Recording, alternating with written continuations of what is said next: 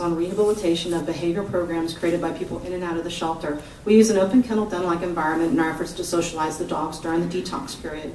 On April 2nd, I brought home a dog named Sergeant. The intention was to have Sergeant attending adoption events immediately because he was a pit bull ambassador. He had also been in play groups with other dogs in the Amazing Dogs on Positive training program, and he had attended adoption events just the week prior before picking up. So there was no concern about him being sick or infecting anybody else or needing quarantine. Only after 10 days, he woke up with one nostril showing a URI. I called to inform the staff that I needed to bring him in for medical care, and I was informed that I needed to wait until Wednesday and Thursday between 3 and 4 for foster dogs to be seen. That was 6 days later.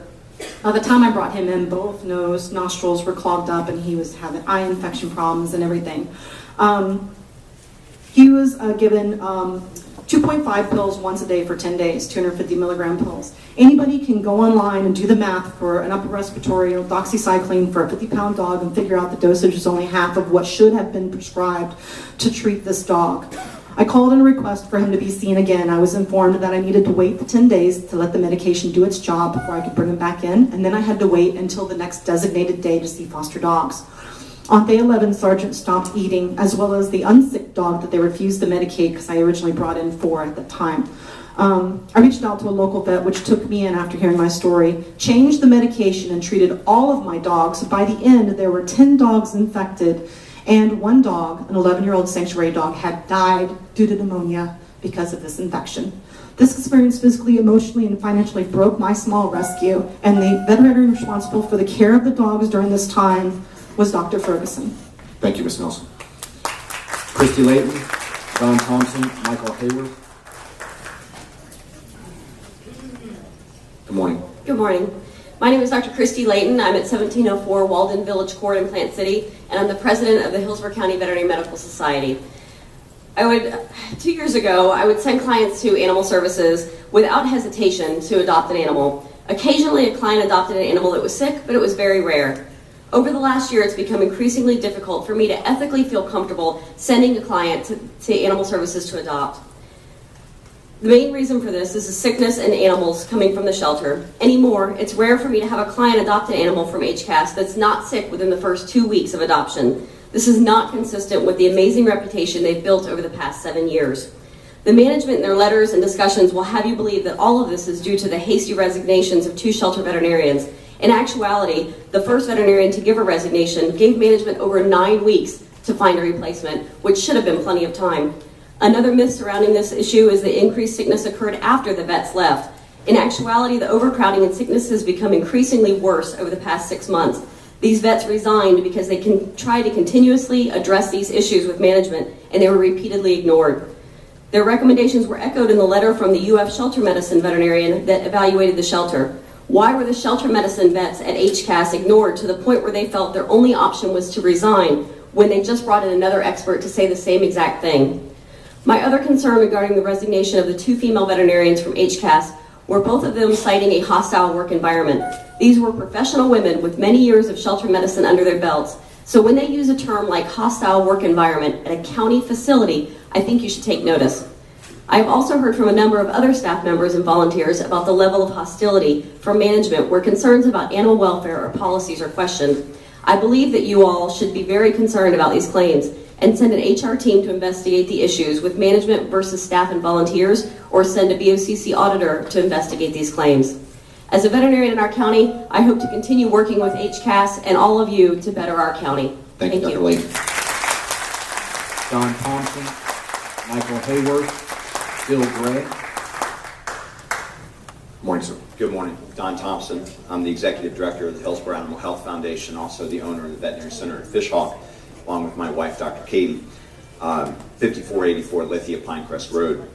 It's a little bit distressing to read that veterinarians may in some way not be supportive of the new plan to save animals. And I want to start off by simply emphasizing that that's not the case. We're excited about saving as many animals as possible, and the fact of the matter is we do that every day. A couple of things that I wanted to point out. First of all, hospitals around the county, we know from our member surveys, adopt out over 1,000 animals a year. And we do that. Those are animals that never go into the shelter. We provide care for them, and we provide medical services for them at our own cost. We work with and provide low and free cost services for virtually every rescue group in Hillsborough County. When you're hearing from rescues about things that veterinarians are doing, that's the veterinary community that are doing that. And I want to remind you about Pit Bull Day that we did last year in conjunction with Animal Services, where we had 11 doctors, 17 nurses, 15 different hospitals that participated in that. So we can do some really, really powerful things together. And I want to emphasize that we do all that while we pay fair working wages to thousands of employees, while we pay millions in property taxes, we collect millions of dollars in tag fees for the county. So we think we're a pretty important part of what we're trying to do, and again, that's to save animals, and we encourage that. We want to be part of the solution. Cannot emphasize enough that as veterinarians, we want to be part of any solution that involves saving animals. So anything that we can do to help, we want to do that, and we want to participate. Last year, our clinic, we adopted out over 100 dogs. Right now, or over 100 cats and 15 dogs. Right now, I've got 7 cats and 2 dogs that are in need of a home. We're doing everything that we can. The veterinary community already is doing those things, and we're going to continue to do those things. So if there's anything that we can do to help, please let us know. We're partners in that. Thank you. Thank you, Mr. Thompson. Michael Hayworth, Bilbray, Pam Backer. Good morning, sir. Good morning. I'm Dr. Michael Hayworth, 2812 West Gainey Boulevard. I'm the current chairman of the Animal Advisory Committee. The recent 2.5-hour meeting of the AAC on June 26 brought forth numerous concerns from volunteers and citizens about issues at Animal Services. Numerous committee members also expressed concerns. I recommend that you contact your appointee to the AAC and review some of the concerns that came up. The fact that numerous problems are occurring at the shelter is not open for debate. The problems are real and numerous. Where there is smoke, there is often fire. There is enough smoke coming from Animal Services to blanket our entire county. I'd like to read some of the initiatives that county administration put forth at a meeting 2 days ago with members of the veterinary community of this county. This meeting was to discuss ongoing problems at Animal Services. Helene Marks will be leading an effort to bring a third party of human resources people to interview all the staff and volunteers at Animal Services. Your willingness to consider an amnesty for honesty approach reveals a desire to truly address staff morale issues. Getting concerns directly from the people that work in the shelter on a daily basis is important to getting those concerns identified and addressed. The effort to work collaboratively with all stakeholders in the community at Animal Services is commendable. The recent inclusion of shelter veterinary staff in managerial meetings and the willingness to listen to the experts you have on hand will be welcomed by the staff. The inclusion of the local veterinarians on the shelter visit by Dr. Crawford will help us understand and learn more about the changes that they propose at the shelter. Mr. Howitt's willingness to devise a system that would measure and report the overall shelter health as well as report the bite and / aggressive animals at the shelter will help illuminate the progress the shelter is making and improving in those areas. I think that these initiatives by county administration are definitely steps in the right direction. I'm concerned that without a firm foundation, the move into the future will be less than successful. Again, where there is smoke, there is fire. I think the concerns brought up by the citizens need to be thoroughly investigated for their merit. Once the problems are identified, they need to be resolved so that the path into the future for the animals in our county is clear. As always, the veterinary community and the Animal Advisory Committee continue to be steadfast in our commitment to help resolve the issues for the animal welfare in our county. Thank you for your time and consideration. Thank you, sir. Bilbray, Pam Backer, Kelly Wilson. Please come forward. Good morning, Mr. Gray. My name is Bill Gray. I live at 6106 West Knights Griffin Road, Plant City, 33565. I run a statewide dog rescue. We take the big dogs, the very hard to adopt dogs, the sick, the dogs that are least likely to get out of the shelter. I have visited many of the county shelters from Pensacola to Miami over the years.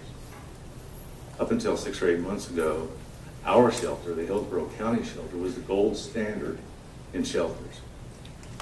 I was always proud to say I was from Hillsborough County, and I refer other counties to management in Hillsborough County when there was an issue. The runs were clean. Very seldom did you see feces, urine, vomit in the runs. Dogs that are brought in several days apart.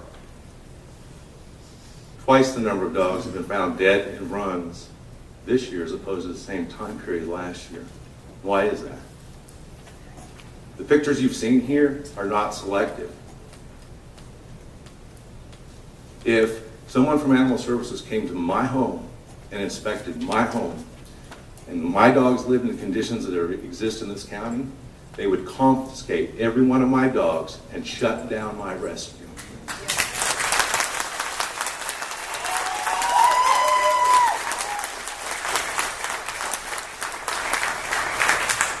There are two things that bother me the most. One, this is a created problem. It didn't exist over a year ago, and now we've gone to the bottom of the list of county shelters.